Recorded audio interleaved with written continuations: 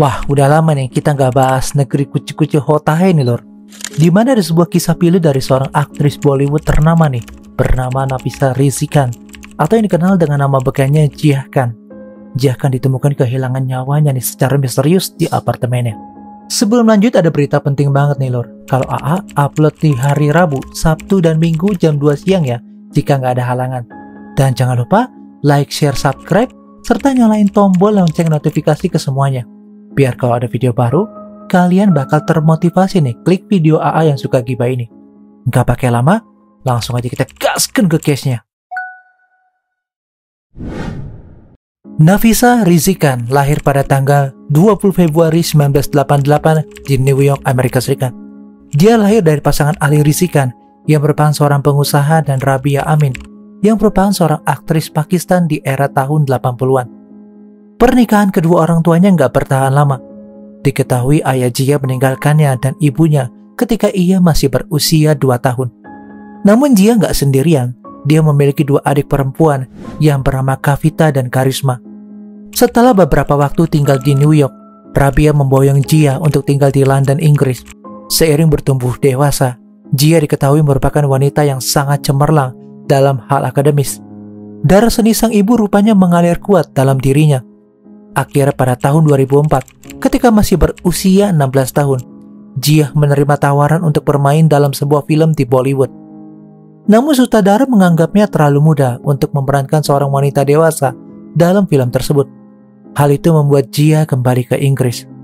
Setelah 2 tahun berselang, Jia akhirnya berhasil memerankan beberapa film Bollywood, yang salah satunya dibintangi dengan aktor kawakan Hindia, Amitabh Bachchan. Dari film ini, Jia kemudian dikenal dan di tahun berikutnya, ia kembali memerankan film bersama Aamir Khan.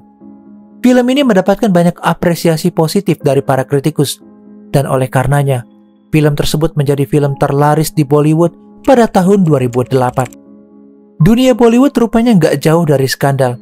Banyak desas-desus kegagalan Jia memerankan filmnya di tahun 2010, akibat dari sutradara yang memperlakukannya secara nggak terpuji. Namun sang sutradara pun berkelit bahwa Jia nggak dapat menyelesaikan filmnya karena ia sering mangkir. Oleh karena itu, ia digantikan oleh aktris lain. Meskipun karir Jia nggak semulus para aktris lainnya, dia tetap mencintai perannya sebagai aktris Bollywood. Dia pun kini memutuskan untuk menetap di Mumbai. Mumbai merupakan pusat dari dunia entertain di India. Sebagai wanita yang rupawan dan sukses, kisah cinta Jia nggak terlalu tersorot. Gak banyak yang diketahui perihal siapa kekasih Jia sebelum ia diketahui publik. Berpacaran dengan Swaraj Pancholi yang juga merupakan seorang aktor Bollywood.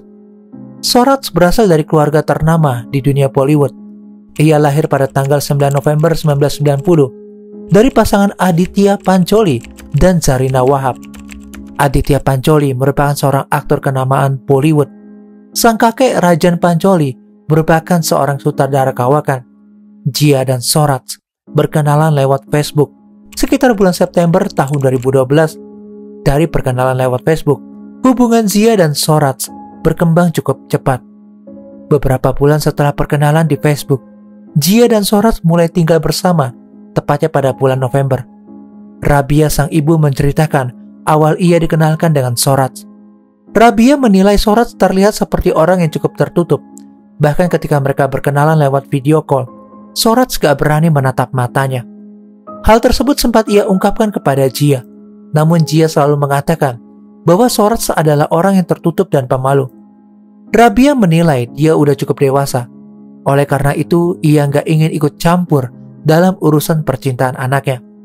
Namun seiring berjalannya waktu, Rabia merasa gerak-gerik Jia ini menjadi semakin aneh. Dulu Jia sangat dekat dengan sang ibu, namun kini ia terasa semakin menjauh. Dalam satu kesempatan, Jia pernah mengunjungi ibunya di London. Namun selama berada di London, teleponnya nggak pernah berhenti berdering, dan Jia akan langsung mengangkat telepon tersebut karena Swaraj akan sangat marah jika dia nggak kunjung mengangkatnya. Hal tersebut merupakan jurus klasik para pelaku kekerasan dengan mengisolasi korbannya dari orang-orang terdekatnya dan membuat korban secara mental dan fisik menjauhi keluarga mereka.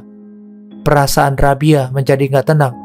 Ia berusaha membujuk Jia untuk menceritakan hubungannya dengan Swaraj. Namun dia selalu mengatakan ia dan Sorats baik-baik aja. Lalu pada bulan Desember, 1 bulan setelah Jia dan Sorats tinggal bersama, Rabia menerima pesan teks dari Sorats yang mengatakan bahwa ia meminta maaf karena telah memukul Jia ketika mereka bertengkar. Sorats beralasan bahwa saat itu ia sedang mabuk. Sorats kemudian meminta Rabia untuk membujuk Jia memaafkan dirinya. Seketika itu, ibu Jia langsung menanyakan hal tersebut kepada putrinya. Namun Jia kala itu masih membela Sorats dan memaklumi tindakannya. Ibu Jia merasa akan lebih aman jika ia melaporkan kekerasan tersebut kepada CBI atau Biro Investigasi Pusat di India. Karena seperti diketahui, Sorats memiliki keluarga yang cukup berpengaruh di India. Namun sayangnya CBI nggak mengambil tindakan apapun walau telah mengantongi barang bukti yang telah diberikan oleh Rabia. Gak berhenti di situ. Guna ingin Sorats mendapatkan investigasi, Rabia pun akhirnya menghubungi kedutaan Inggris di London untuk membantunya. Namun karena dia lahir di Amerika Serikat dan merupakan warga negara Amerika, maka kedutaan besar Inggris menyarankan ibu Jia untuk pergi ke kedutaan besar Amerika di London. Setelah mengetahui laporan dari Rabia, kedutaan besar Amerika Serikat menghubungi CBI, namun tanggapan CBI sangat negatif. CBI mengatakan kepada kedutaan besar Amerika bahwa urusan seperti ini bukanlah yurisdiksi mereka. Rabia mencoba untuk terus melindungi Jia dari Sorats, namun ia nggak bisa berbuat banyak. Walaupun kejadian pemukulan telah terjadi, Jia tetap tinggal bersama Sorats. Rabia pun mencoba terus menggali informasi dari Jia atas perlakuan Sorats kepadanya, tanpa terlihat menghakimi agar dia terbuka kepadanya. Saat ini, Rabia pun mengetahui fakta bahwa selain Sorats mengisolasi Jia dari orang-orang terdekatnya, ia juga menumpang biaya hidup kepadanya. Kebutuhan hidup mereka di apartemen Jia, hingga kebutuhan pribadi Sorats, Jialah yang menanggung semuanya. Rabia hanya bisa menunggu Jia sadar dan mengambil keputusan untuk meninggalkan Sorats, sehingga mereka bisa kembali seperti sedia kala. Namun keinginan Rabia tinggallah mimpi.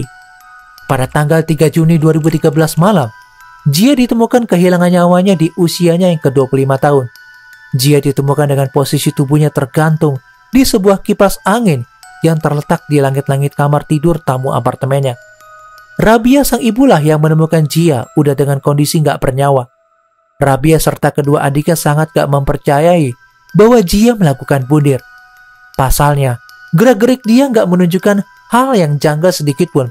Dan terlebih lagi, pada hari Jia ditemukan kehilangan nyawanya, salah satu adiknya sedang dalam perjalanan dari Inggris menuju Mumbai untuk merayakan ulang tahunnya. Jia pun sempat mengirim pesan teks kepada adiknya untuk memberitahu jikalau ia udah sampai di bandara agar ia bisa menjemputnya. Menurut kesaksian Rabia, kala itu ia hanya meninggalkan putrinya hanya untuk beberapa jam di apartemennya sendirian karena Rabia menghadiri acara kerabatnya setelah pulang berbelanja dengan Jia. Rencananya dia akan tinggal di apartemennya sambil menunggu adiknya menghubunginya di bandara Mumbai. Rabia pun juga mengatakan bahwa Jia dan Sorats udah nggak tinggal bersama. Jia juga mengatakan kepada Rabia bahwa ia udah mengakhiri hubungannya dan ingin memulai hidup baru. Oleh karena itu Rabia menemani dia di Mumbai agar Jia nggak kesepian. Walaupun masih dalam keadaan kaget dan berduka, Rabia sang ibu kemudian memanggil polisi untuk melaporkan kejadian tersebut. Polisi yang datang ke tempat kejadian mulai mengumpulkan barang bukti dan juga mengambil jenazahnya untuk diotopsi. Pada keesokan paginya, pukul 7 pagi, jenazahnya dikembalikan ke kediamannya dan setelah itu Rabia beserta keluarga melakukan sholat jenazah di Masjid Sonapur Kabarwala dan dia dimakamkan di pemakaman Muslim Juhu setelah sholat duhur. Pemakaman Jia menjadi berita utama karena kematiannya yang sangat mendadak. Dan di samping itu, wartawan juga mendapati beberapa artis Bollywood yang juga turut mengantarkan Jia ke tempat peristirahatan terakhirnya, termasuk Amir Khan. Beberapa hari setelah Jia meninggal, Rabia merilis buku catatan putrinya itu sebanyak 7 halaman. Dalam buku catatan tersebut bertuliskan tentang hubungannya dengan Sorats Pancholi. Dalam salah satu tulisannya terbongkar bahwa Jia pernah menggugurkan janin hasil hubungannya dengan Sorats karena desakan kuat dari Sorats. Sorats takut karirnya akan hancur jika publik mengetahui bahwa ia memiliki anak dengan Jia. Kejadian tersebut selanjutnya juga terbukti kebenarannya dari kesaksian dokter yang kala itu merawat Jia ketika tengah sekarat karena aborsi. Jia juga menuliskan bahwa Sorat sering melakukan kekerasan secara mental dan fisik. Hal ini juga dibenarkan oleh teman-teman Jia dan juga penata rambutnya. Pada tanggal 10 Juni 2013, Sorat Pancholi dimintai keterangan oleh pihak kepolisian. Ia sempat ditahan kurang lebih selama 1 bulan. Namun pada tanggal 2 Juli 2013, Pengadilan Tinggi Mumbai melepaskan Sorat dengan jaminan. 1 tahun kemudian, Biro Investigasi Pusat atau CBI diperintahkan oleh Pengadilan Tinggi untuk menyelidiki kematian Jia lebih lanjut. Pengadilan Tinggi mengadakan sidang mengenai masalah ini pada tanggal 7 Juni 2016, menyusul seruan Mahkamah Agung untuk mempercepat proses tersebut. Pada 1 Agustus 2016, CBI mengesampingkan penghabisan nyawa dalam kasus tersebut. Menurut hasil penyelidikannya, penyebab kematian Jia Khan adalah murni bundir dengan cara digantung. Ibu Jia yang bernama Rabia menolak hasil tersebut. Kemudian secara independen menyewa ahli forensik dari Inggris bernama Jason Payne James yang menyimpulkan dalam laporan 20 September 2016 bahwa luka yang terdapat pada leher Jia merupakan penghabisan nyawa dan bukanlah hasil dari bundir. Pada Januari 2017, jaksa menuntut Sorat Pancholi dengan tuduhan pelecehan dan penghabisan nyawa dengan barang bukti yang didapatkan dari ahli forensik Jason Payne. Dan pada tanggal 31 Januari 2018, persidangan digelar di Pengadilan Mumbai yang menuntut Sorat Pancholi dengan persekongkolan yang menyebabkan kematian, yang akhirnya Jia Khan harus meregang nyawa. CBI menyerahkan daftar 69 saksi, termasuk Ibu Jia Khan Rabia sebagai pelapor, dan kasus tersebut akan dimulai pada Maret 2018. Namun pada April 2023, Pengadilan Khusus CBI membebaskan Sorat Pancholi karena kurangnya bukti. Sekitar kurang lebih 10 tahun kasus meninggalnya Jia Khan menjadi kasus yang misterius. Dalam perjalanannya, media India menemukan beberapa kejanggalan-kejanggalan, seperti ayah Sorat yang tertangkap kamera CCTV berada di dekat kamar apartemen Jia ketika ia ditemukan meninggal dunia. Selanjutnya, bukti pesan teks Jia dan Sorat, namun CBI menutup konten dalam pesan teks tersebut, serta diduga kuatnya pengaruh keluarga Sorat. Hal ini dibuktikan dengan dimasukkannya Sorat Pancholi sebagai pemeran utama dalam film garapan aktor ternama Salman Khan. Publik menilai Sorat dan keluarganya ingin membersihkan nama Sorat lewat film yang digarap oleh aktor yang berkuasa di India. Hingga kini, Rabia, ibu dari Jia Khan, terus mencari keadilan untuk putrinya. Ia nggak berhenti menyuarakan kejanggalan-kejanggalan dari penyelidikan polisi dan juga CBI. Hal ini tentu aja membuat Sorat Pancholi geram. Dalam beberapa kesempatan wawancara, Sorat mengatakan bahwa Jia memiliki mental yang nggak stabil karena sang ayah telah menelantarkannya dan keluarganya. Ia pun juga menampik semua isi dari buku catatan Jia yang menyebutkan bahwa ia telah melakukan kekerasan kepada Jia. Meskipun beberapa saksi telah membuktikan kebenaran isi catatan Jia di pengadilan. Kita doakan aja semoga ibu Jia menemukan keadilan atas kematian putrinya yang menurutnya masih gak wajar. AA pun juga sebagai orang tua jika mempunyai anak dan cara kematiannya gak wajar, pasti AA bakal nyari kebenarannya sampai tuntas. Tapi kalau kalian di posisi ibunya Jia, gimana nih lor? Apakah bakalan sama? Coba deh komentar di bawah ya. Semoga dengan adanya kasus ini, kalian bisa ambil hikmahnya dan buang sisi negatifnya. I'm Jornal AA, and still next time, stay safe ya lor.